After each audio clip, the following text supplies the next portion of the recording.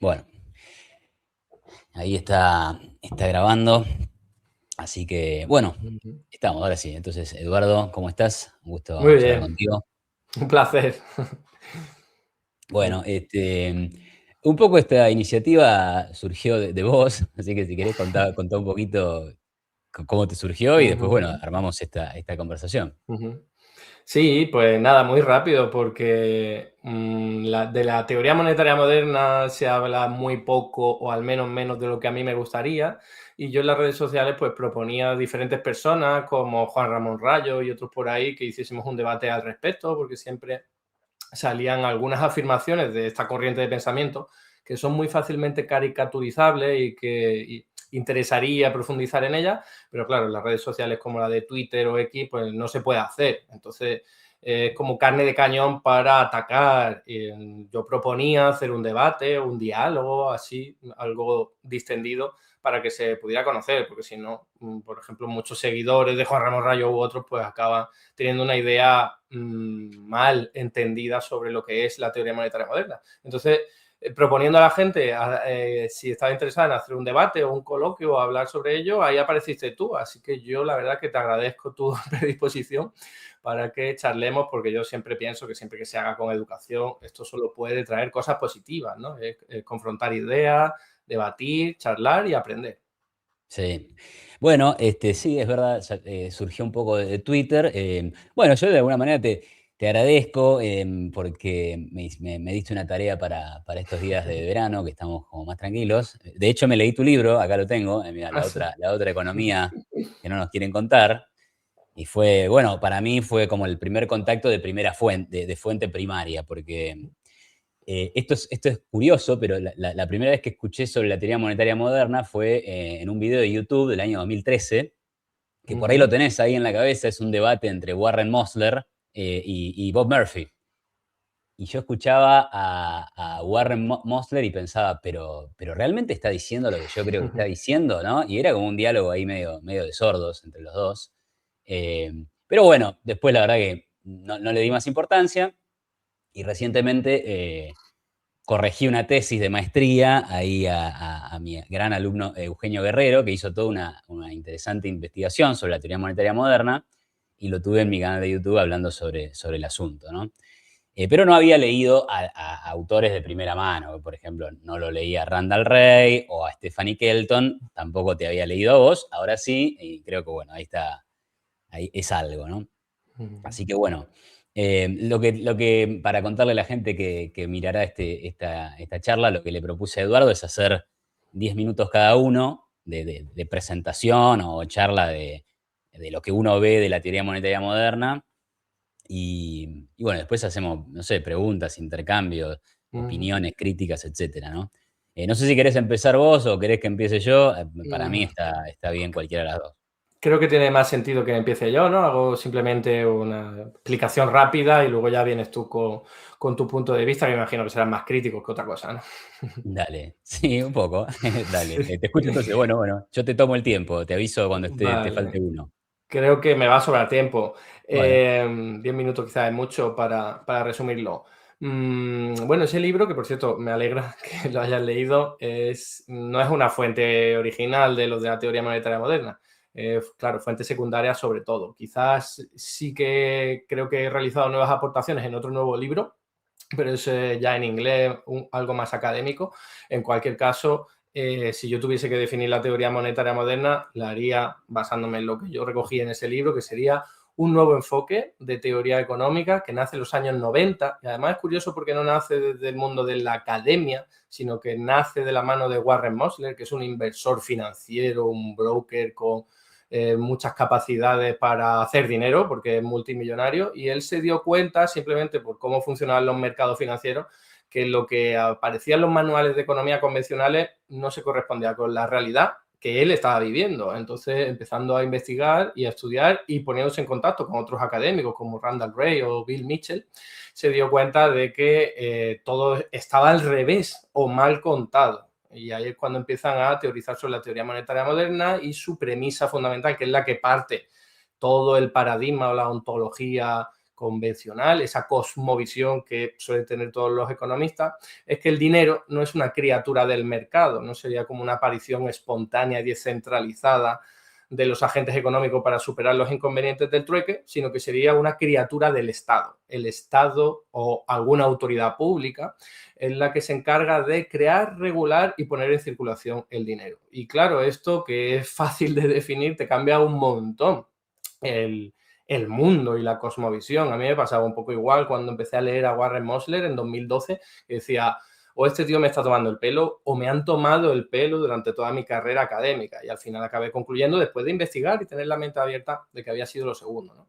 ¿Por qué digo que cambia mucho la forma de entender la realidad? Pues porque si el Estado es el que crea el dinero, en realidad no tiene sentido hablar de que las autoridades públicas o el Estado, la administración pública en cuestión, necesite los impuestos de la gente para poder gastar, sino que en realidad el Estado puede en cualquier momento gastar la cantidad que sea necesaria en la unidad de cuenta que controle, obviamente, y siempre que haya recursos reales disponibles, pues puede llegar a acometer ese gasto.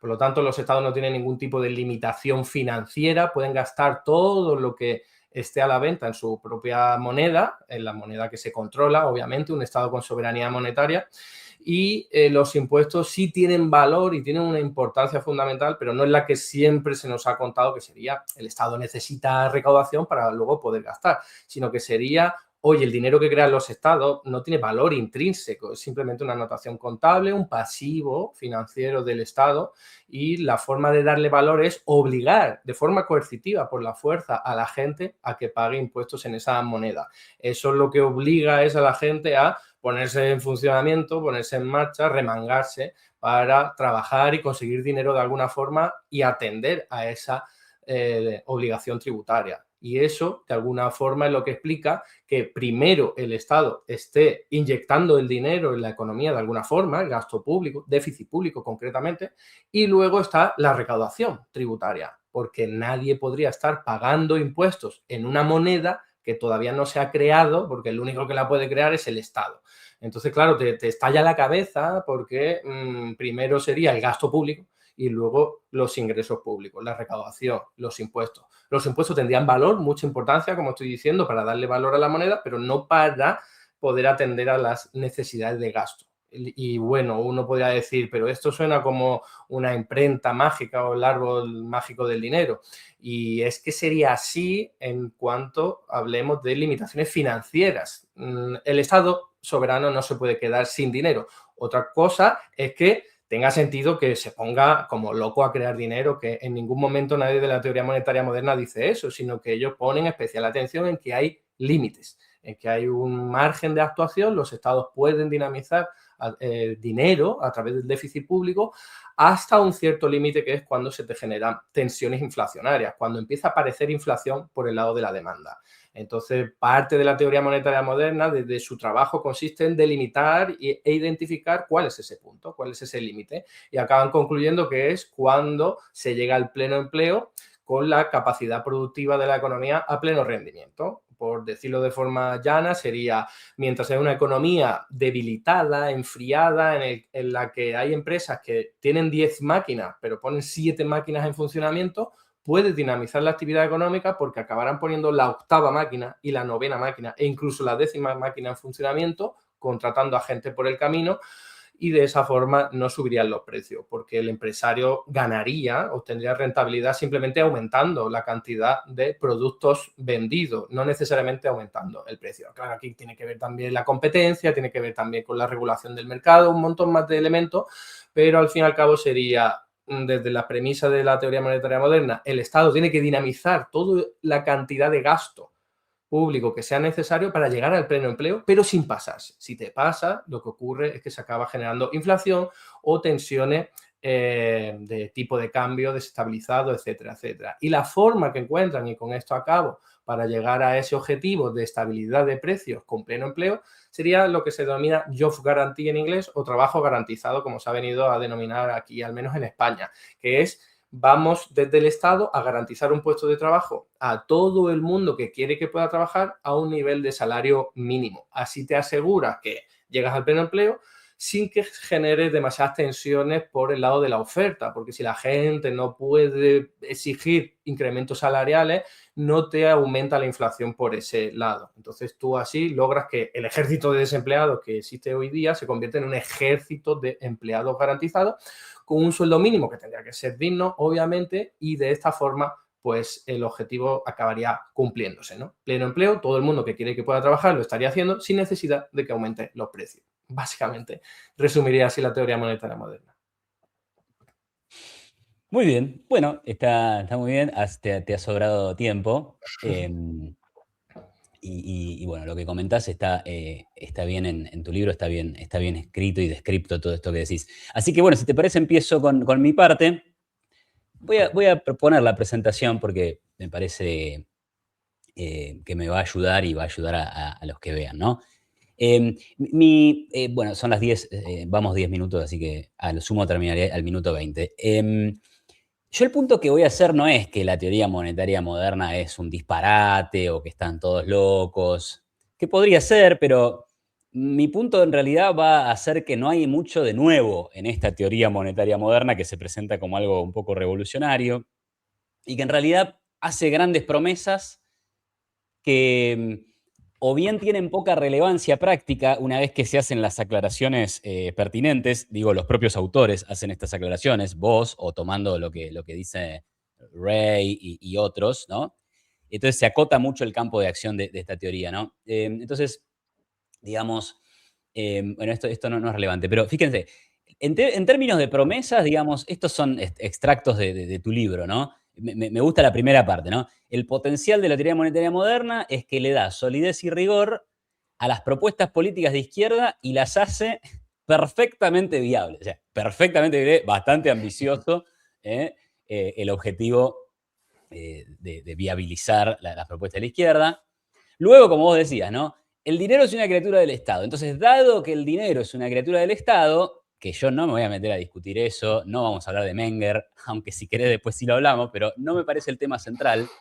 Vos decís, o la teoría monetaria moderna supone que dado que el dinero lo creó el Estado, entonces, claro, los impuestos no sirven para financiar el gasto público, porque el gasto público puede ser financiado con esta criatura creada por el Estado, que dado que el Estado emite, no necesita pedir dinero para cubrir el déficit fiscal.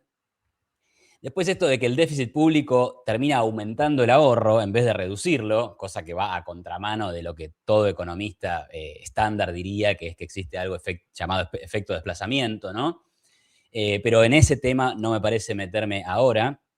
Y la última gran promesa es que como vos sos un Estado que emite dinero, podés evitar la quiebra siempre que quieras, ¿no? Recién Eduardo hablaba de no hay restricciones financieras, podríamos hablar de no hay restricciones nominales, ¿sí? Es decir, si vos emitís la moneda de tu país y te endeudaste en la moneda de tu país, nominalmente no tendrías restricciones para evitar la quiebra, porque siempre podrías emitir y cumplir nominalmente tu compromiso.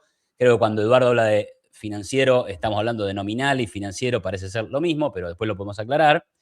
Entonces saben los inversores que siempre van a cobrar nominalmente, o sea, me debías 1.000 pesos, te pago los 1.000 pesos. Después, si con esos 1.000 pesos no te compras ni un caramelo, bueno, es otro debate, ¿no? Entonces estas son algunas de las grandes promesas que hace esta teoría, pero después aparece una primera aclaración, ¿no? Entonces, primero que acá hay una distinción entre estados que son emisores de dinero y estados que son usuarios del dinero. Para ponerlo en sencillo, Ecuador es un estado usuario del dinero porque no emite la moneda que usan en su país. Ecuador es un país que se ha dolarizado, entonces se usa el dólar. No puede emitir la moneda que usan los ecuatorianos. Es el mismo caso de España. España no puede emitir soberanamente euros. Antes podía hacerlo porque tenía la peseta, ahora no. Y lo mismo, qué sé yo, la provincia de Córdoba en Argentina, digamos, no puede emitir los pesos porque eso depende del Banco Central Argentino. Entonces, esto hace que vos no seas un estado emisor de dinero, sino que seas un estado usuario del dinero. Y es interesante el textual de Eduardo, yo no sé si esto lo dicen tal cual Randall Wright o Warren Mosler y demás, pero que básicamente si sos un estado usuario del dinero, te tenés que comportar como se comportan las empresas y las familias. Y esto es, digamos, yo suelo ver mucho economista heterodoxo que le parece horroroso comparar a los estados con las empresas y las familias, pero vos sí decís que si vos no sos un estado emisor de dinero y sos un estado usuario del dinero, entonces sí enfrentás las mismas restricciones que enfrentan las familias y las empresas, ¿no? Entonces ahí está la primera distinción, usuario del dinero versus emisor de dinero. Pero a los emisores de dinero, digamos, como podría ser la Argentina o como podrían ser los Estados Unidos, aparece en la teoría monetaria moderna una especie de subcategoría, que es la de un emisor de dinero que tenga soberanía monetaria plena. Entonces, para tener soberanía monetaria plena, tenés que ser emisor de dinero, tenés que ser emisor de tu propia moneda, y ahí me meto en los bullet points que se ven acá en este PowerPoint. Tenés que tener un tipo de cambio completamente flexible y libre. ¿Por qué? Bueno, porque si suponemos que estamos dentro del patrón oro, y no, vos no podés emitir todos los dólares que querés, porque en definitiva tenés un límite derivado de la paridad fija que te pusiste con el oro, ¿no?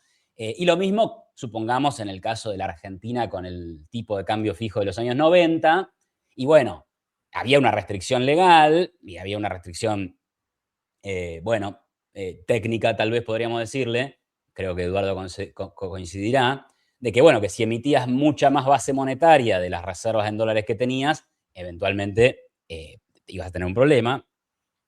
Entonces, es necesario para tener soberanía monetaria plena no tener tu moneda atada a la de ningún otro país.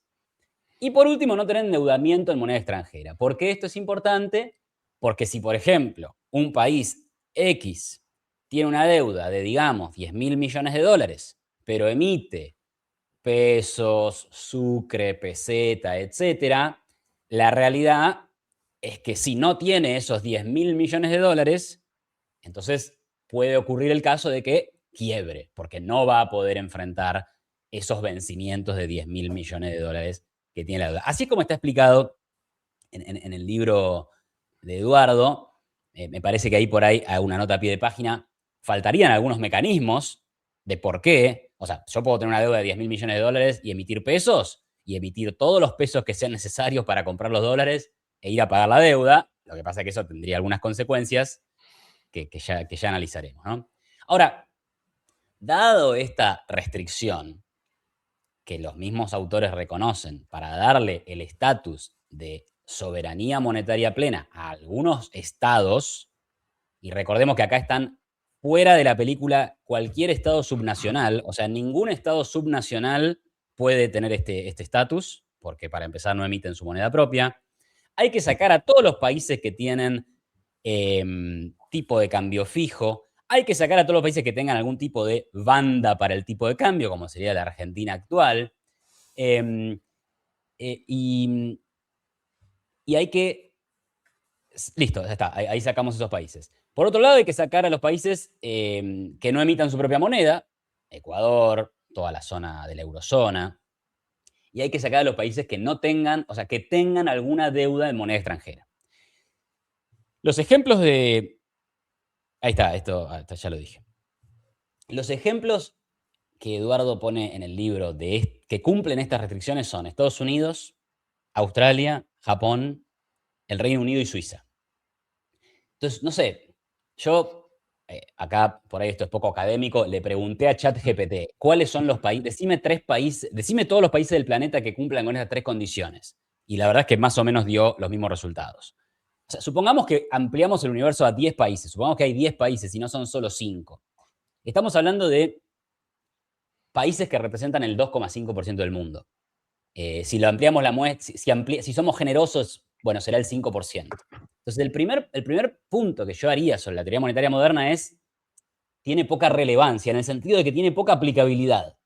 Porque todas las grandes promesas que ofrece aplicarían, incluso en el caso de que fuera totalmente cierto lo que se dice, aplicaría a estos 5 países. Y la verdad que hay 195. Entonces, si vamos con el libro de la teoría monetaria moderna a asesorar un país random, no sé, un Argentina, un Etiopía, un Rusia, estamos en problema porque, digamos, no podemos utilizar ese libro. Porque lo que me dice ese libro aplicaría a los países que tienen soberanía monetaria plena, ¿no? Entonces ahí encuentro como la primera restricción que surge de leer a los propios autores, ¿no? Y el segundo tema es que, fíjense, el capítulo 15, vos decís, hay que crear más dinero, pero sin pasarse. Y este es el título del capítulo, ¿no? Hay que crear, y es lo que decías recién, ¿no? O sea, la teoría monetaria plena no dice que hay que crear cualquier cantidad de dinero, etcétera, etcétera, etcétera. Bueno, y ahí yo pongo la cara de este Kabilame que te dice, y sí, o sea, lo que yo planteo acá es, ¿cuál es la novedad?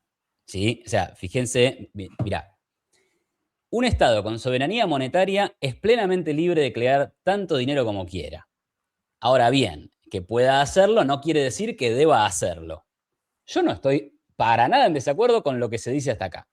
Después, la cantidad de dinero creado a través del gasto público debe ser la adecuada para permitir que todas las personas vendan al precio actual los bienes y servicios que puedan producir, ¿ok? Ni más ni menos. Si creo menos, de este nivel se produce desempleo y desinflación, y crear más de ese nivel produce inflación.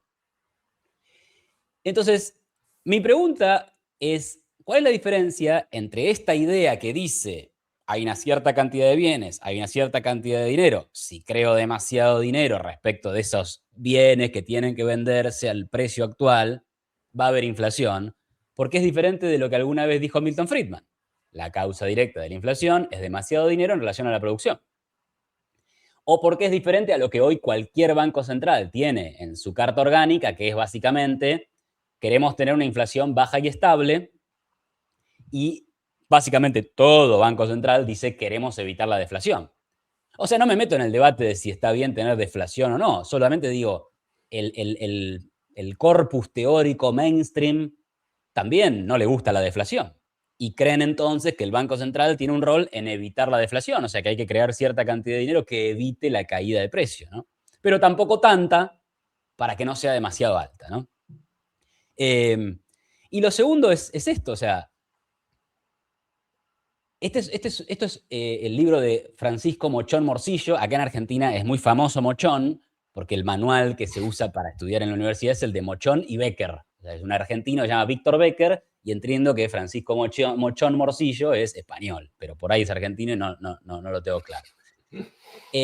Cuando empiezan a hablar de macroeconomía, digo, la síntesis keynesiana, y esto es economía 1 o economía 2, o sea, no son cursos como introductorios, dicen, bueno, la oferta agregada de la economía tiene 3 tramos. Creo que me pasé del tiempo. Me pasé del tiempo, ¿no? Ya estoy en el 22. Bueno, ya cierro.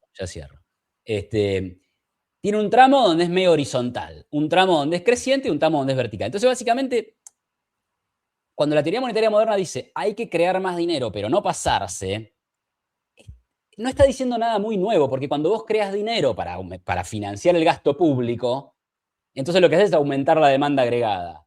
Y al principio puede pasar que aumentes la demanda agregada sin que eso tenga un efecto sobre los precios, pero pasado cierto punto habrá inflación. Entonces, para ir cerrando, porque me pasé el tiempo, y acá tengo algunos casos raros, bueno, después los vemos estos. Para ir cerrando, y déjame que cierro la presentación, mi punto principal es, se hacen grandes promesas, pero al fin y al cabo tienen o muy poca aplicación por las restricciones que le ponemos a los países que tienen que ser soberanamente monetarios o monetariamente soberanos, y por otro lado no se dice nada nuevo, o sea, reconocen los límites que tiene la emisión monetaria, y para cerrar con esto sí, ningún economista, ni keynesiano, ni marxista, ni austríaco, ni neoclásico, va a estar en desacuerdo con la idea de que si vos tenés la capacidad de emitir tu propia moneda, podés hacer frente nominalmente a los pagos de tu deuda. Y técnicamente no tendrías una quiebra.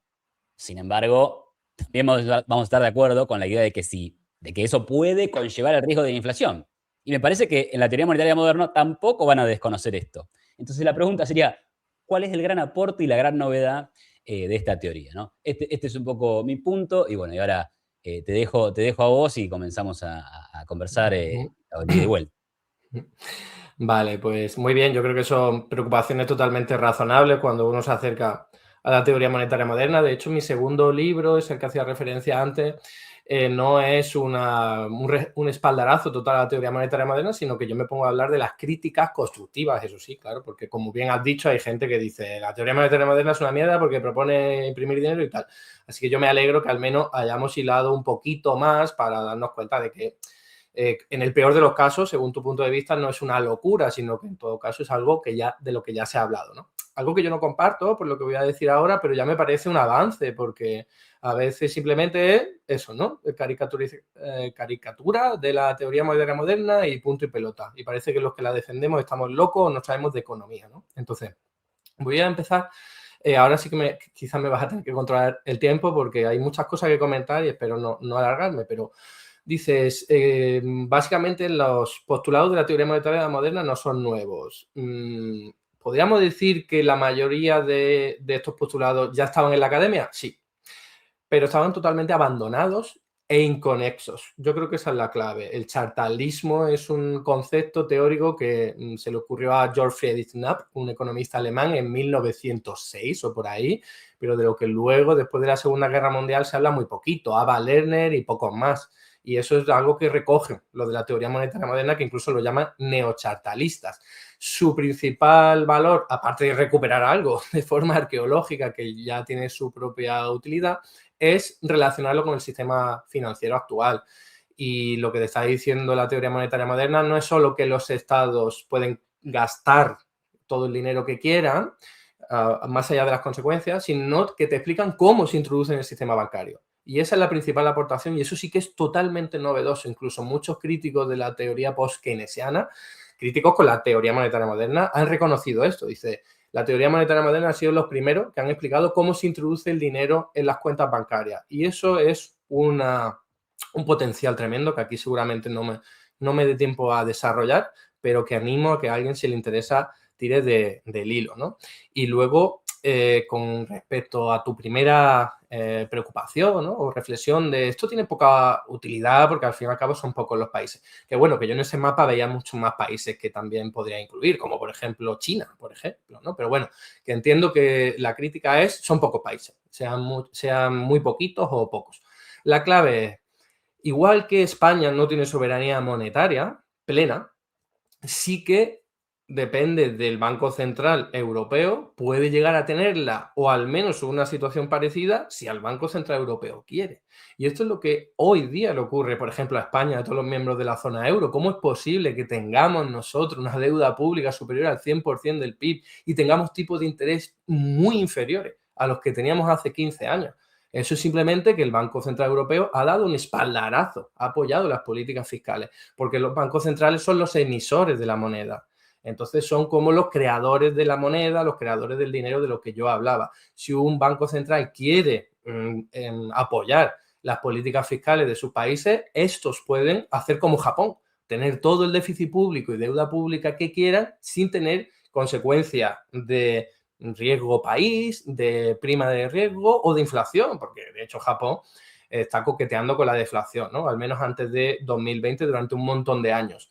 Esto lo que te quiere decir es que la teoría monetaria moderna te está diciendo, en términos teóricos, esta es la situación ideal, tener un Estado con soberanía monetaria. ¿Que no la tienes? Pues oye, ya estabas hablando, Iván, de cómo asesoramos a un país. Alguien va a Argentina, ¿cuál sería la recomendación que le haría? La primera sería impaga buena parte de la deuda que tengas en dólares, porque si no eso te va a tener agobiado y asfixiado toda tu vida. Lo segundo sería mantén un tipo de cambio flexible para que no te obligues y te aten las manos. Y tercero, persigue el trabajo garantizado, algo de lo que has hablado poco en tu crítica, ¿no? En tu exposición, porque no es solamente, que eso es también una parte muy novedosa de la teoría monetaria moderna, que no es vamos a realizar unas políticas keynesianas al uso, vamos a inundar la economía con demanda agregada, demanda efectiva, sino que vamos a inocular la demanda allí donde más se necesita, que son la gente desempleada, y con menor impacto inflacionario, porque te aseguras que sea un salario mínimo, que no se pueda negociar al alza, con lo cual no va a haber tensiones inflacionarias por el lado de la oferta, ¿no? Por el lado de la demanda podría ocurrir, pero eso es algo que en teoría puedes controlar si simplemente llegas al pleno empleo y no vas más, ¿no?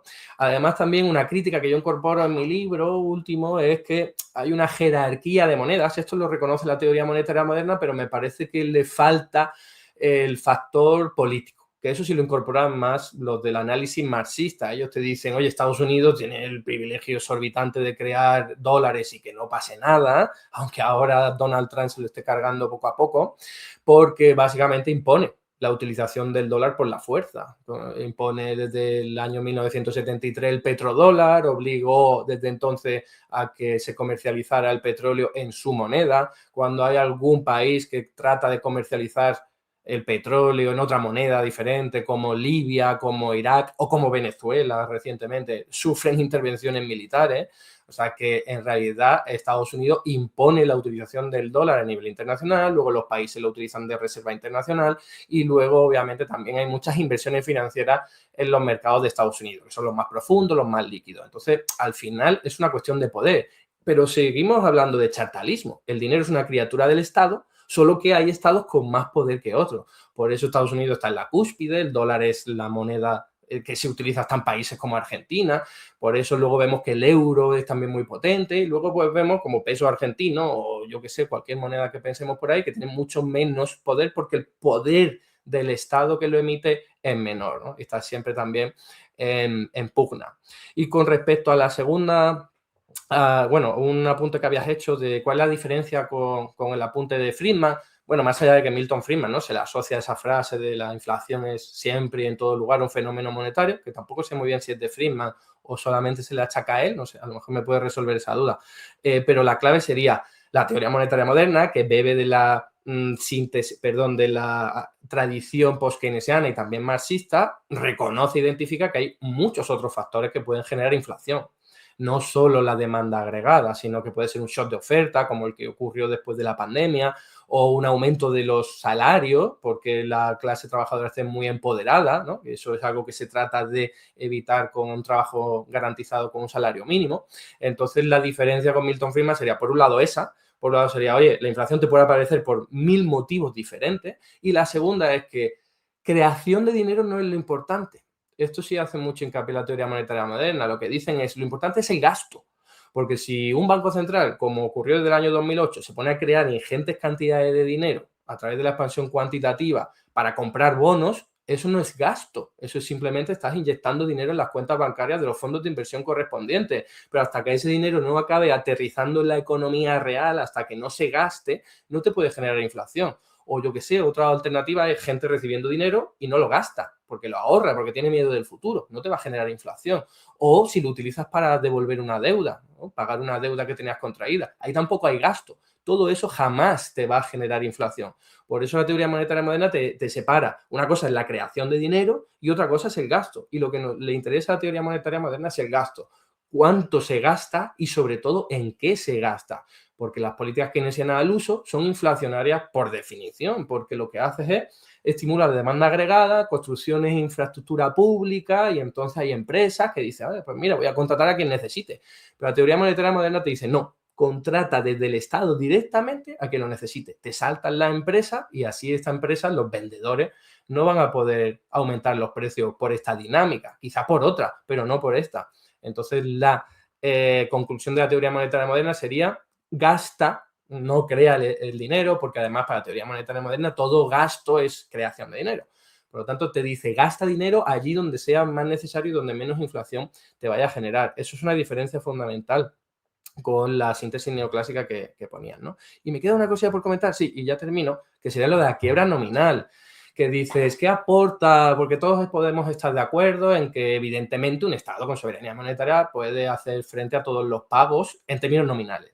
Y yo digo, vale, pero ese es el debate que hay hoy día. Es decir, yo no me he encontrado a ni un político en todo el mundo que diga, podemos crear todo el dinero del mundo que queramos, pero hay límites inflacionarios. Ni uno. Todos siempre dicen, no tenemos dinero.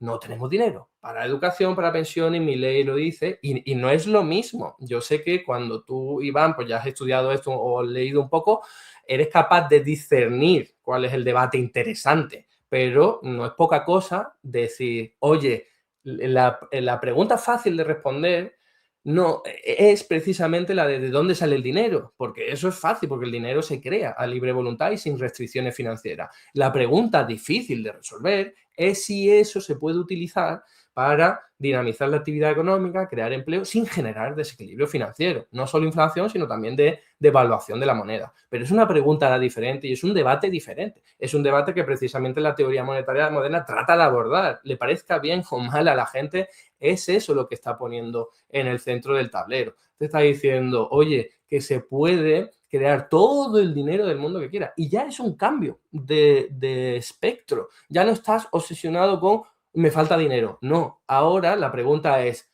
tengo todo el dinero del mundo que quiera, ¿cómo lo utilizo sin generar inflación? Termino con lo siguiente. En la Segunda Guerra Mundial, en Estados Unidos, aumentaron los impuestos no porque necesitaran recaudación, sino porque no querían que el dinero que le quedaba a la gente lo utilizaran para comprar productos que cada vez escaseaban más por culpa de la economía de guerra.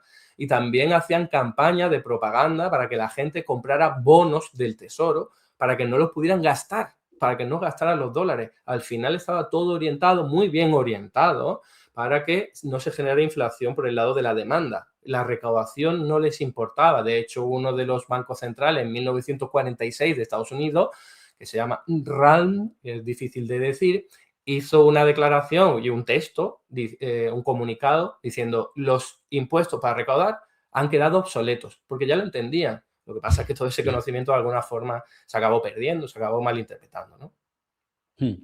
A ver, sobre esto último que decías, ¿no? Al final, cuando un político dice no podemos hacer esto porque no hay plata, no está siendo justo o honesto o realista con las restricciones técnicas existentes, porque en realidad sí hay y sí se puede emitir. Pero yo diría que cuando alguien responde que no hay plata, en realidad está como haciendo una frase resumida, pero que ya contiene todas estas aclaraciones que vos le querés hacer. Como por ejemplo, mirá, sí es verdad, hay plata, yo podría emitir, pero si emito demasiado se me va a escapar el tipo de cambio. O si emito demasiado me voy a quedar sin reservas. O si emito demasiado tendré inflación. Entonces, claro, en un debate más informal o en el Congreso, por ahí digo, miren, no hay plata, hay restricciones de recursos, hay restricciones de recursos reales. Por eso, claro que nominalmente no hay ninguna restricción de ningún tipo, que igual sí las hay, y ahí me parece interesante planteártelo como pregunta, ¿no? Porque, en definitiva, y hay otra pregunta que es como para hacerte, porque vos decís, y en el libro también lo vi, todo gasto ya es creación de dinero. Y en alguna parte del libro se dice algo así como, es absurdo hablar de que el Banco Central financia el déficit. Todo gasto o todo déficit ya está financiado, pero pará, porque en España y en Argentina funciona igual, o sea, los presupuestos públicos se hacen antes de la existencia del gasto, y en el presupuesto público aparece si existe o no un déficit. Entonces, no es falso que hay que financiar ese déficit, en primer lugar, ¿no? O sea, lo tiro como pregunta, pero quería volver a lo anterior, ya se me mezclaron las ideas. Digamos, bueno, nada, eso, digamos. Gastar ya es emitir dinero, no. Esto. Justamente mencionaste Japón, vamos a este tema. En Estados Unidos también están subiendo las tasas de interés de la deuda pública, ¿no? Y esto podría ser una crítica a la teoría monetaria moderna, pero también ustedes tienen la manera de sacársela de encima. La crítica a la teoría monetaria moderna de que suben las tasas en Estados Unidos o que están subiendo las tasas de interés de la deuda en Japón es, y bueno, los inversores perciben que esta deuda no se va a poder pagar, está aumentando el riesgo de quiebra, entonces están vendiendo los bonos y eso hace que suba la tasa de interés. Y uno diría, no, pero pará, estamos hablando de Japón, estamos hablando de Estados Unidos, que pueden emitir su propia moneda, que son soberanamente monetarios, entonces este miedo no debería existir. Bueno, pero el miedo existe, entonces, ¿cómo responde la teoría monetaria moderna a eso? Bueno, sí, podrían responder diciendo, no es que existen restricciones técnicas, Estados Unidos puede emitir todos los dólares que tenga ganas, Japón puede emitir todos los yenes que tenga ganas, pero hay restricciones autoimpuestas que ha impuesto la política. Claro, es una buena manera de sacarse encima el problema. La pregunta relevante es, ¿por qué se autoimpusieron? ¿Por qué de repente apareció una Reserva Federal que dice, no pienso comprar de manera directa títulos públicos, y supongo que el Banco Central de Japón tendrá alguna restricción del mismo estilo, ¿no? Digamos, la idea de que el Banco Central tiene que ser independiente del Poder Ejecutivo tiene que ver con esto, o sea, voy a evitar ponerme una restricción para financiar los déficits fiscales porque quiero evitar el riesgo de la inflación. Entonces, ¿cómo respondes a esos temas, ¿no? Porque además justo hablaste de Japón y demás. ¿Te respondo a esto último simplemente? ¿Sí? ¿No? Sí, sí, ¿Entiendo? sí. Vale. A ver, fíjate que si la preocupación de verdad de los bancos centrales fuera eso, de no voy a dinamizar mucho gasto público, financiar mucho déficit público porque se genera inflación, entonces, ¿qué sentido tiene las reglas fiscales actuales? Las reglas fiscales actuales no te dicen, deja de gastar cuando haya mucha inflación. No te dicen eso. Te dice, no puedes superar no sé qué porcentaje del déficit público sobre el PIB. No se puede superar no sé qué porcentaje de deuda pública sobre el PIB. Hay que tener superávit primario, como quiere mi ley y tal. Son reglas mal orientadas, incluso aceptando las premisas convencionales. Si el Banco Central está preocupado por la inflación, que gaste todo lo que sea necesario y bien orientado mejor hasta que se genere la inflación. Pero es que yo sé que desde Argentina se ve de otra óptica, pero en España no hemos tenido inflación preocupante desde hace décadas, salvo los años posteriores a la pandemia. Y sin embargo hemos tenido un Banco Central asfixiando a los estados. ¿Por qué? Incluso en la Reserva Federal, que hice un vídeo hace poco y tengo los datos recientes. Desde 1973, la Reserva Federal ha subido los tipos de interés 11 ocasiones hasta 2020. Y en ningún momento la inflación estaba generando problemas. En ningún momento la inflación estaba totalmente plana durante más de 30 años. ¿Cómo es posible? Porque a la Reserva Federal no le importa la inflación. Esa es la realidad, eso es un discurso. Estamos hablando de una tecnocracia.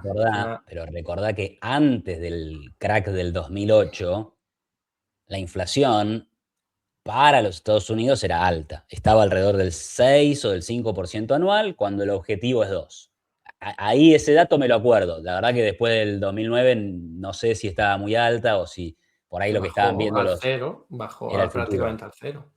Pero bueno, un Ahora, 6% es que no es nada. Lo que quiero decir no, es bueno, que o sea, es poco al lado de la Argentina, pero si tú tenés un objetivo de 2 y la inflación es 6, bueno, claramente estás por encima del objetivo y tampoco es pero, que es. pero, Tampoco la, es que, pero o la, sea, o sería discutible ahí cuán negativo para la actividad económica es un 6% de inflación o no, es más discutible que un 12, pero, ok, sigue siendo un problema. el O, caso o es sigue siendo un que problema desde el punto de vista de las autoridades monetarias. O sea, Chile también tiene 3% de inflación como objetivo, creo que Brasil anda por el 5%, ujú, países de la región, de nuestra sí, región, es arbitrario totalmente. ¿no? Sí, tendrá que ver un poco con la historia, pero fíjate que más o menos la idea es baja y predecible.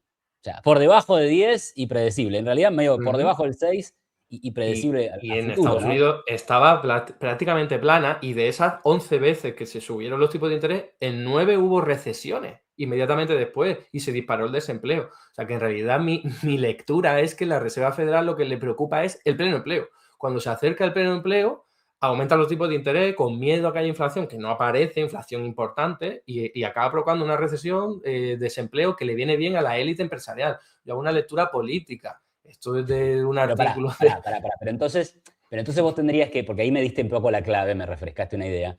Vos tendrías que decir que la mayoría de los manuales de macroeconomía están hechos para la élite empresarial. Porque en realidad, claro, justamente si te Eso pasás es. del pleno empleo, según la teoría convencional, ahí empieza a haber presiones inflacionarias. Con lo cual tendría lógica, desde el punto de vista del mainstream, que el Banco Central de los Estados Unidos vea que la economía está medio pleno empleo y empiece a subir los tipos de interés por las dudas, ¿no? Pero O no, sea que pero por las tendría dudas, sentido, desde el punto de vista de lo que todos vamos a la universidad y lo vemos, digamos. O pero sea, no es no, en realidad, disparatado. no, lo disparatado es aumentar los tipos de interés cuando en realidad no hay inflación y solamente tienes expectativas. Y además las tiene el Banco Claro. Central, porque los indicadores de expectativas no aumentan. O sea que en Ok. realidad no están siguiendo ni su propia regla. Y no les viene mal el pleno empleo por lo del miedo a la inflación, sino les viene mal porque la clase trabajadora está más empoderada. Porque cuanta más gente hay trabajando y menos gente en el desempleo, más poder de negociación tiene. Y eso es lo que no Ok. quiere la clase empresarial. Por eso, para Entiendo, mí, entiendo. los bancos centrales son organizaciones antidemocráticas y pensadas para la élite. Vos sabés que en un libro está el famoso libro de Piketty, El Capital en el siglo XXI, y después tiene un libro muy cortito que se llama La economía de las desigualdades, ¿no? Donde creo que compila algunos artículos. Vale. A Piketty lo debes conocer bastante, supongo que te debe gustar. ¿Te gusta No Piketty? mucho, ¿eh? Ah, ok, ok. Yo quería citar a alguno de tu equipo, pero no, lo que dice Piketty es, no se puede negar que el poder adquisitivo de los trabajadores, creo que dice algo así, se ha multiplicado como por 10 en la era del capitalismo, ¿no? Entonces también hay que ver eso, digamos. Yo, el primer gráfico que tenía para mostrar que me lo salteé es antes de 1995, o sea, antes de que la teoría monetaria moderna fuera una cosa siquiera, ya había una gran brecha entre países ricos y países pobres, y los países ricos habían multiplicado su PIB per cápita por, suponete, no sé, 7 veces, desde los 1800, ¿no? Entonces, evidentemente, algo habían encontrado. Ahora, ¿qué pasa cuando un país aumenta por 7 o por 9 o por 8 su PIB per cápita? Bueno, evidentemente a los empresarios le va bien, pero también le va bien a la clase trabajadora. O sea, un trabajador en un país desarrollado gana 5 o 6 veces más en términos reales, en términos de lo que puede comprar, que un trabajador en un país pobre. Entonces, digo, lo que voy me suena raro esto de, no ven que en realidad que lo que quiere la Fed es castigar al trabajador y no empoderarlo. O sea, el sistema capitalista por sí mismo empodera al trabajador, pero igual creo que ahí nos vamos del tema. Yo voy a preguntarte algo concreto. ¿Por qué los países, o por qué existen estas restricciones institucionales? Vos decís, no hay restricciones técnicas a la emisión monetaria. Eso es una justa descripción, ¿verdad? Yo coincido con eso. No hay restricciones técnicas a la emisión monetaria. ¿Por qué pensás que hay restricciones institucionales? O sea, ¿por qué los bancos centrales se ponen estos límites? Y te traigo un hecho histórico. Cuando se abandona el patrón oro en el año 70 y algo, ahí en Estados Unidos, el mundo empieza, digamos, creo que ahí empieza esta mayor libertad para emitir dinero, ¿no? Y sin embargo vamos a un periodo de mucha más inflación. Y hasta que no llega Volcker a los Estados Unidos, la inflación no baja. ¿No pensás que tiene que ver un poco con eso? El hecho de que entonces aparecieron restricciones institucionales para evitar el problema de la inflación.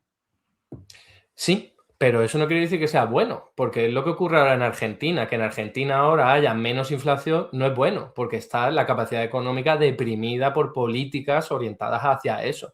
Entonces hay gente que hace una lectura de que bien, no hay tanta inflación como antes, pero mi lectura es, joder, no hay tanta demanda agregada como antes y hay gente que lo está pasando peor que antes. Y eso ocurrió después de 1971 también, porque los estados dicen, ocurriría antes, ¿no? Que los estados dicen, tengo solo que gastar toda la cantidad de dinero que pueda en función del oro que yo tenga, que por cierto, luego sabemos que se saltaban esas normas cuando les venía en gana, ¿no? Y Estados Unidos es el primero.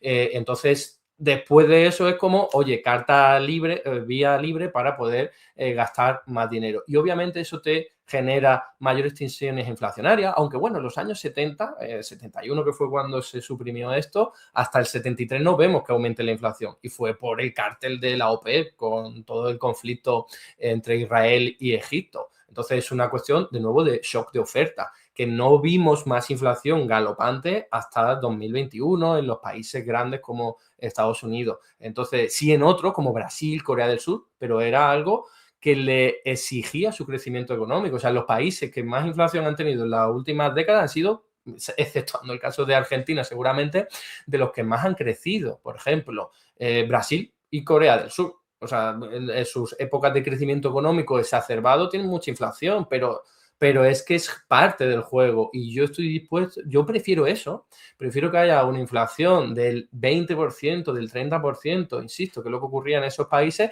si se está desarrollando la economía y si la gente más o menos no pierde capacidad económica. Lo prefiero eso a lo que tenemos hoy día, que es obsesión con muy poca inflación a costa de tener un montón de gente desempleada. Quizás nos estamos alejando un poco de la teoría monetaria moderna, pero por responderte a la pregunta y termino rápido, decía, ¿por qué entonces restricciones fiscales? Que ya digo, están mal orientadas, mi tesis doctoral va sobre eso, ¿por qué se orientan al déficit público? No se deberían orientar a la inflación, pero ¿por qué? Yo lo tengo claro, aparte de lo que he dicho, de que hay un interés de la élite en que no haya pleno empleo, está también que quieren achicar al Estado, porque cuanto más pequeño sea el Estado, más posibilidad de negocio van a poder hacer los competidores en el sector privado. Si hay menos seguridad social, menos protección social, menos pensiones públicas, los planes privados de pensiones pueden ganar más dinero. Si hay menos educación pública, las empresas de la educación van a poder hacer más dinero. Lo mismo con la sanidad, lo mismo con todo. Para mí es una cuestión ideológica. Pero a ver, pará. Primero, es verdad que... ¿Cuánto es la tasa de desempleo en España hoy? 9,8. 9, okay, parecería ser una tasa alta, aunque respecto al promedio histórico no sé cuán alta es. Pero en Estados Unidos estaría muy cerca del pleno empleo. Yo no sé si es 4% la tasa, llegó a ser 3%. O sea, Estados Unidos sí sería una economía que está muy cerca del pleno empleo. Entonces eso por un lado. O sea, si vamos a evaluar lo que pasa en países soberanamente monetarios, bueno, ahí hay pleno empleo. Ahora, dado que existen restricciones monetarias para financiar los déficits públicos, entonces ahí sí tiene sentido que haya restricciones fiscales, porque como vos mismo decís, y la teoría monetaria parece también decir, si vos no tenés acceso a la emisión monetaria, te comportás como una empresa y como una familia. Y si entonces hasta en Estados Unidos no se puede ir a la impresora de billetes porque la ley dice que no se puede, que te puede gustar o no, pero digamos que ese es el estado de las cosas, entonces sí tenés que recaudar impuestos para gastar y sí tenés que endeudarte para incurrir en déficits fiscales. Por lo tanto, tiene completo sentido que pongas un límite al gasto, al endeudamiento, al déficit, a la deuda, etcétera, ¿no? O sea, no viene por ahí la cosa más que esto que, desde mi punto de vista, parece ya un poco teoría conspirativa de que los grandes poderes, como quieren tal cosa. O sea, ¿no te parece al menos que tiene lógica económica lo que planteo? Pero es porque estás aceptando esa premisa de que tiene que haber un Banco Central independiente y que haya restricciones monetarias. Y por lo tanto también eso lleva ¿Y por aparejado qué, que haya por qué restricciones pensás que fiscales. Pero yo no acepto la premisa. Pero, ok, no aceptas la premisa, pero ¿no te parece que, o sea, cuál es el fundamento para vos de que esa sea la realidad? De que eso sea lo que más o menos algunos países encontraron como una receta para no tener tanta inflación. O sea, te podría volver a repetir lo mismo. Es una cuestión de poder, una cuestión de lucha de clases, una cuestión de no queremos darle importancia al Estado. Yo recomiendo a los que vean este vídeo que lean un artículo de Michal Kalecki de 1946 que habla de la cuestión política del pleno empleo. Y ahí es que explica a la perfección cómo a la élite empresarial, a la clase capitalista, no le conviene que haya pleno empleo. No le conviene Bueno, pero en tampoco que el Estados Estado Unidos sea hay pleno empleo. grande para llegar al pleno empleo. Pero en Estados Unidos hay pleno empleo. Pero ¿Por es qué un hay pleno pleno. empleo si no le conviene a la élite capitalista? No sé en Japón también el desempleo es bajísimo. A ver, Acá tenemos 6%, dentro de todo bastante bajo. No ha llegado mucho más bajo con Cristina Fernández de Kirchner.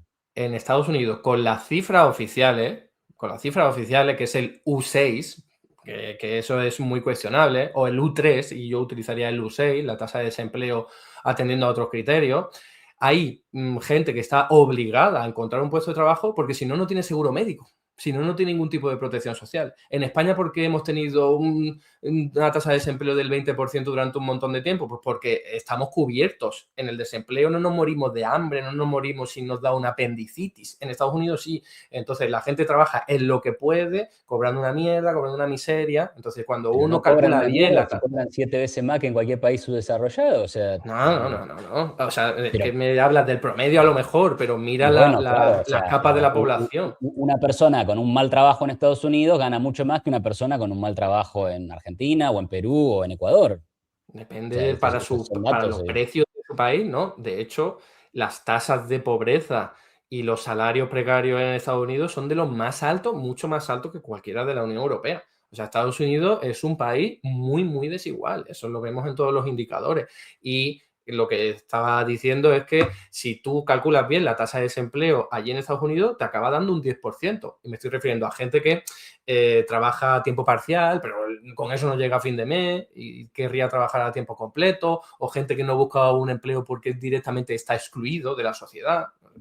Ok, está, pero para el caso habría que encontrar, digamos, U6, bueno, habría que encontrar la medida U6 para Europa, para Japón, para otros países, como para hacerlo Igual. comparable, y probablemente lleguemos a la conclusión de que el que menos tiene el que menos desempleo tiene es Estados Unidos, pero por los estándares de los institutos estadísticos, tanto de Estados Unidos como de otros países, la realidad es que en Japón y en Estados Unidos da desempleo muy bajo. Entonces, si hay una élite financiera que en realidad no le conviene el pleno empleo, bueno, no sé, tendrían que estar haciendo otra cosa, ¿no?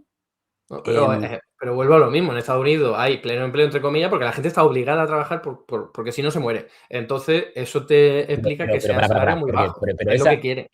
pero esa es una realidad, pero no te creas que es muy distinto en un país como la Argentina, que no tiene posibilidades de ofrecer esa red. O sea, en cualquier lugar del mundo, si no trabajás, o sea, estás destinado o a la dependencia o a realmente vivir una calidad de vida muy mala. Entonces, Ujú. como estar obligado, estás obligado por la Eso es el realidad material de capitalismo. las cosas. Ahora, Ese es el el problema es que capitalismo, claro. el sistema productivo genera la demanda de trabajadores, ¿no? Ese es el problema. O sea, ya sabemos que, digamos, a ver, en la crisis del 2008, el desempleo, por la misma vara que estaba hablando, llegó como al 10%, ¿no? Bueno, pero igual la gente estaba obligada a trabajar, pero sin embargo estaba en el 10%. Entonces estaba en el 10% porque el sistema productivo no absorbía esa cantidad de trabajadores. Pero, o sea, yo te haría a ti la pregunta, Iván, de por qué te opones o te opondrías a que un Estado garantizase empleo en condiciones dignas a todo el mundo que quisiera y pudiera trabajar. De hecho, en Argentina en el año 2001 hubo un plan parecido, plan jefe y jefa, que llegó a 2 millones de personas. La idea es hacer eso a todo el mundo que quiera trabajar. Si el Estado Bueno, tiene potencial económico para hacerlo, lo que no podemos hacer es cruzarnos de brazos y decir que la gente tenga que sufrir el desempleo y la pobreza. no, me opondría por dos motivos. El primero es, de forma muy resumida, porque no hay plata, a pesar de todo lo que hemos charlado. O sea, no hay recursos reales para garantizar. Porque, a ver, corramos el llamado velo del dinero. Al final, podríamos pensarlo en términos de, bueno, a ver, sí, yo te voy a pagar 500 euros. En realidad, cuando te digo yo te voy a pagar 500 euros, te estoy diciendo te voy a pagar el desayuno de acá al día 30, te voy a pagar un sistema de salud de acá al día 30, te voy a pagar tu alquiler de acá al día 30. O sea, estamos hablando de recursos reales, estamos hablando de bienes Ujú. materiales. Entonces, bueno, la realidad es que no existen todos esos bienes para dar una red de trabajo garantizado mínimo. Entonces, lo primero sería eso. O sea, y si vos querés hacerlo a través de la emisión monetaria y del gasto público, va a tener problemas de inflación, o problemas de deuda, o problemas de tipo de cambio, o problemas de reservas, etc. O sea, las restricciones existen. Y esa creo que es la ley fundamental de la economía, ¿no? O sea, existen las restricciones, existe la escasez. No, no sé. Pero Iván, ¿no Pará, ves que es... sí. perdona. No, no, el segundo punto es este. O sea, vos decís, vamos a poner el gasto del gobierno en aquel sector que es el más necesitado, que es donde hay desempleo. Y ahí me parece que choca una visión, digamos, voluntarista de lo que es necesario y no, versus una visión económica de lo que es necesario o no. En tu libro decís, en realidad el trabajo garantizado va a ir a algo que es muy necesario, que son las tareas medioambientales. Bueno, mirá, desde mi entendimiento de las cosas, las tareas necesarias las demuestra el mercado. O sea, el mercado con su sistema de precios dice, esto es muy necesario. Por ejemplo, ¿cuánto se le paga a un ingeniero químico que, bueno, no sé, $50.000 por mes? Ok, eso es muy necesario. Entonces, lo necesario lo muestra el mercado a través del sistema de precios, no lo muestra el Estado viendo cifras de desempleo. O Es sea, que eso no. eso haría, de hecho, una enorme asignación ineficiente de recursos, porque pondría recursos de la economía a trabajar en cosas que no se necesitan. Entonces, ahí mi objeción ya tiene que ver con la eficiencia en la Pero, asignación de recursos. O sea, por eso pero esas no, son mis objeciones con la idea del trabajo garantizado. sí, lo entiendo, es una cosmovisión muy diferente de la mía, pero aquí viene mi contrarréplica. No hay nada más ineficiente que el mercado. No puede ser. En España, por ejemplo, nos encontramos como gente que se dedica a la ciencia, si no tiene una beca del Estado, no puede dedicarse a eso. Y las becas del Estado pagan muy poco. En cambio, una joven de 20 años se puede dedicar a OnlyFans y se hace millonaria si tiene suerte. Eso es el mercado. ¿Eso es eficiente? Yo creo que no. Yo creo que lo ineficiente es dejar a 1 millón o 2 millones de personas, como ocurre en España, sin trabajar. Porque dicen, no hay dinero, cuando sí hay dinero, cuando es un recurso real, la fuerza de trabajo, que tenemos un montón de gente con manos, piernas, con capacidades para generar riqueza y generar utilidad. dar un masaje a otra persona, eso ya es economía, porque estás ofreciendo un servicio a alguien y estoy Obvio. tirando por Bueno, algo muy hacer OnlyFans cómico para que se también. pueda ver. ¿Eh? Hacer OnlyFans también es economía, provee un servicio, la gente lo consume. O sea, Sí, pero vos ¿es tenés una eficiente mirada de la pagarle 100.000 eficiencia. veces más OnlyFans que investigación contra el cáncer? Bueno, Creo que a ver, no. pero eso no necesariamente siempre es el caso. O sea, hay ciencia, hay científicos, hay ciencia muy bien paga, hay ingenieros muy bien pagos, entonces hay gente que se dedica, hay físicos muy bien pagos, hay gente que encuentra lugar en el sector privado y gana mucho más que otras profesiones. Ahora, eh, OnlyFans, el fútbol americano, los deportes, no sé, la actuación, no solo tiene que ser porno, la actuación en Hollywood. Alguno podría pensar lo mismo que vos. ¿Cómo puede ser que Denzel Washington haya cobrado tanta plata por determinada película y este Ujú. señor que se dedica a investigar las células? Y bueno, ok, pero eso Para no, mí eso no no es es eficiencia. eficiencia es, bueno, a ver, ¿qué es lo que está demandando este mercado? Bueno, que los recursos se orienten para ir a satisfacer esas demandas del Es que mercado. No nos no preguntamos, ocurre. En si a vos te Argentina no gusta sé, más pero en una cosa España, que la otra, eso no quiere decir que sea ineficiente, ¿no? o sea, en Argentina no sé, pero eso no ocurre. En España no ocurre porque tenemos 3 millones de viviendas vacías y un montón de gente sin casa. ¿Eso es eficiencia del mercado? No, lo siento, eso no es eficiencia. La investigación que has dicho que se paga, sí, es verdad, hay farmacéuticas que pagan muy bien a sus investigadores para que elaboren productos pensados para gente adinerada, por obesidad, por cirugía estética, no para enfermedades que son fácilmente tratables en la mitad de África, en el centro de África, porque no tienen capacidad económica. ¿Eso es eficiencia? Pues para el Bueno, mercado sí, pero no es eficiencia social ni sanitaria, es una barbaridad. no, pero a ver, primero que sí, es eficiencia para el mercado, pero en segundo lugar, miremos la expectativa de vida, incluso en países pobres, como puede ser África, y todo eso ha venido mejorando, o sea, vacuna, medicamentos, antibióticos. No es verdad que la medicina existe solo para los ricos, o sea, la calidad de vida, o sea, hemos multiplicado la población mundial de 1.000 millones a 8.000 millones en los últimos 200 años. China, ¿no? China, país históricamente pobre, hoy ha cambiado sustantivamente. Por supuesto que acá tampoco vamos a coincidir, pero yo diría, bueno, si España o Europa en su conjunto tienen problemas de desempleo, tal vez no haya que buscar la solución en crear demanda agregada o crear dinero o crear gasto público, sino tal vez haya algún problema en términos de regulaciones, en términos de incentivos, y lo que hay que hacer es liberar esos mercados y permitir que demanda y oferta se ajusten. Y luego si hay un problema de viviendas sobrantes, tendrán que ajustarse el precio de las viviendas. Y eso es un proceso, tampoco es que el mercado ajusta todo de manera inmediata y resuelve ya, ¿no? Habrá un proceso, habrá que esperar y esas cosas se irán adaptando las unas a las otras, ¿no? Pero, Iván, lo que tú llamas mercado, al fin y al cabo, son empresas, son agentes económicos reuniéndose para hacer compraventas, ¿no? Y ofrecerse servicios y tal. Ahí las que tengan más dinero van a ser las que manejen el cotarro. Yo decía, ¿qué sentido tiene? O sea, hablabas de que ha mejorado las condiciones de vida en África, ¿no? Que mucho menos que en cualquier otro sitio, pero bueno, pero no ha sido por el mercado precisamente, ha sido porque se habrán realizado políticas de desarrollo industrial, políticas de desarrollo económico, pero no empresas farmacéuticas que hayan dicho voy a ponerme a dedicar un montón de recursos míos para no hacer negocio y mejorar la vida de esa gente. Eso no es así. Si no tienen rentabilidad, no lo van a hacer. Entonces, el mercado es la lógica de la rentabilidad. Si te sale Obvio. rentable, lo haces. Si no, no. Yo lo que querría es cambiarlo para que haya una lógica social. Si consideramos que un investigador tiene que estar mejor pagado que una de OnlyFans o un actor y tal, pues que lo sea. Y sobre todo, que estamos, ¿verdad?, quizás desviándonos mucho, pero sobre todo es, si hay gente en el desempleo que quiere y que puede trabajar, hay que garantizarle un puesto de trabajo. Y decías, a lo mejor no hay recursos reales. Bueno, te digo, a lo mejor es verdad, pero redistribúyeme primero. Lo que no podemos consentir es que haya un país en el que haya gente que haga, yo qué sé, vuelos en avión privado y viva a cuerpo de rey, mientras hay un montón de gente muriéndose de hambre, porque es lo que también ocurre. Entonces, eso a mí no me parece justo. Y antes Bueno, de hablar de no hay recursos reales, vamos a redistribuirlos mejor. ok, interesante. Hemos hablado un montón. La idea era que más o menos le dedicáramos este tiempo, así que por ahí, si querés, hagamos algunos cierres. Pero yo quiero tomar esto último, ¿no? Porque yo me podría poner en libertario o ultraliberal y decir, no, bueno, pero pará, yo quiero ir para volver un poco a la teoría monetaria moderna. Al final de vuelta, estas cosas que estamos conversando están bastante incluidas en el cuerpo de la teoría económica mainstream, ¿no? Entonces, ¿qué dice la teoría económica mainstream? Con la que yo creo que vos discutís, obviamente, ¿no?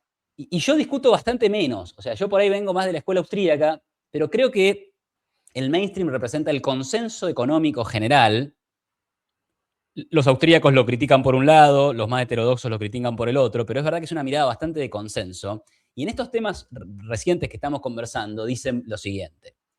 El mercado es un buen mecanismo para asignar recursos productivos. O sea, todo esto que yo te decía, el sistema de precios, o sea, esto, por ahí vos no me lo reconoces, pero lo reconoce una amplia mayoría de economistas, siendo de derecha, siendo de centro o siendo de izquierda o centroizquierda. Entonces ahí hay un consenso. Ahora, es decir, el mercado funciona, pero hay veces donde el Estado puede intervenir.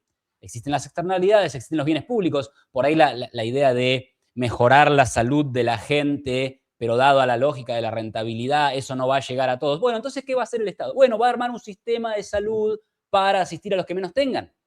Y eso está perfectamente contenido dentro de la teoría económica convencional. Por eso, volviendo al punto, y por ahí para cerrar mi participación, la teoría monetaria moderna e incluso esta idea del trabajo mínimo garantizado no se aleja mucho de los márgenes de los debates económicos tradicionales.